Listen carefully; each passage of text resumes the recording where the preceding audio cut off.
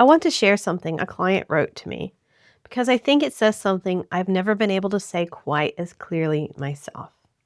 She wrote, "There are times in life when you need a helping hand.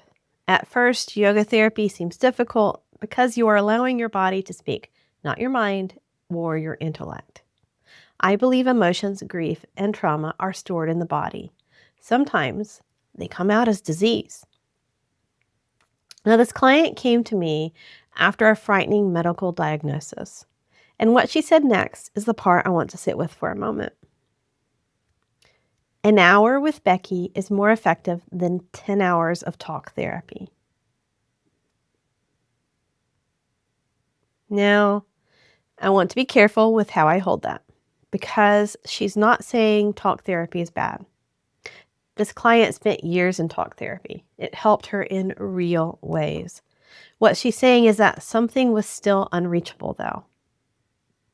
Conversation alone didn't get the job done. When she came to see me, she had words for what had happened to her. She had insight. She had analysis. What she didn't have was relief. Her body was still holding something that her mind had processed but never released.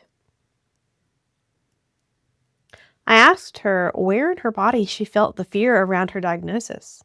She said her chest, like something was sitting on it. We worked with that, not with words, with breath, with movement, with the simple act of staying present with what was actually happening in her body in that moment.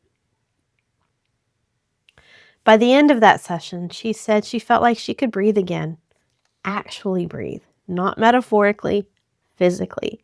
The pressure had moved on. I'm telling you this because I think a lot of you watching have your own version of this story.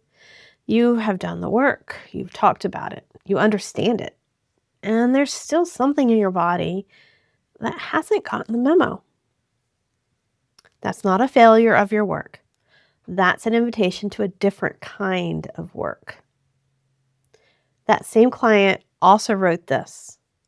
Yoga therapy is a unique approach for getting to the root of an issue that affects your body, mind, or spirit.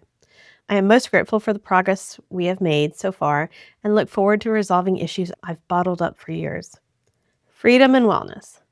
That's it. That's the whole thing, really. On May 6th, I'm hosting a free live webinar where you'll get to experience a taste of this for yourself. The link to register is either in my bio or in the comments. I'd love to see you there. Bye for now.